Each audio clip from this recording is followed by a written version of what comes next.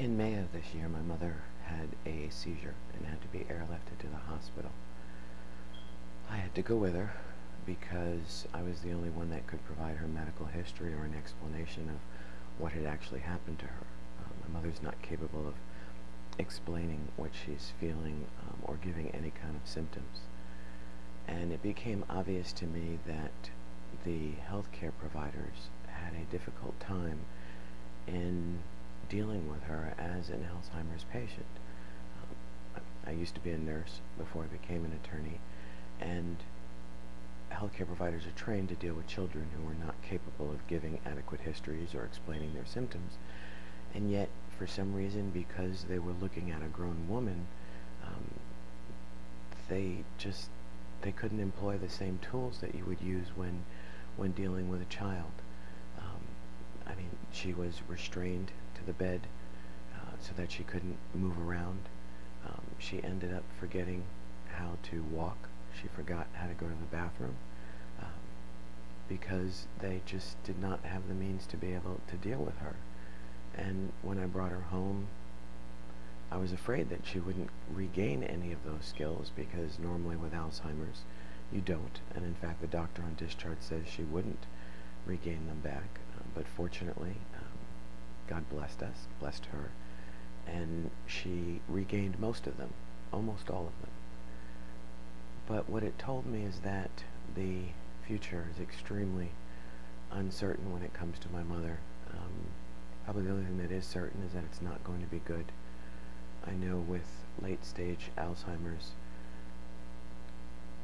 patients essentially are incapable of doing anything, walking, feeding themselves, and they eventually waste away. But what concerns me is that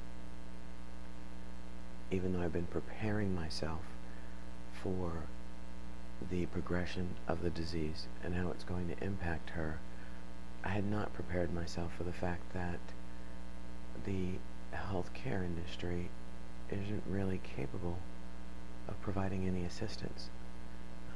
Maybe it bothers me more because I used to be part of that system, but it's extremely frustrating to know that I'm on my own here as my mother's caretaker. Anytime I run into difficulties with dealing with her problems, the solution is prescribe a medication, many of which don't work with her, and that's basically it. It's sad to see that we can do so much with medicine and technology, and yet this disease that's so widespread has so little resources available to assist the person afflicted with the disease as well as the family member taking care of them. I know that at some point I may not be able to take care of my mother at home, but it scares me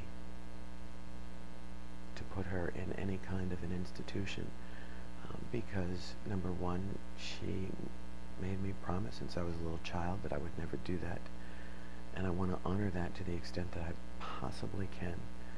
And number two, I don't think that the healthcare industry really would be able to take care of her. I haven't seen anything to indicate to me that they really know how, other than to just drug them and sedate them and turn them into non-viable beings.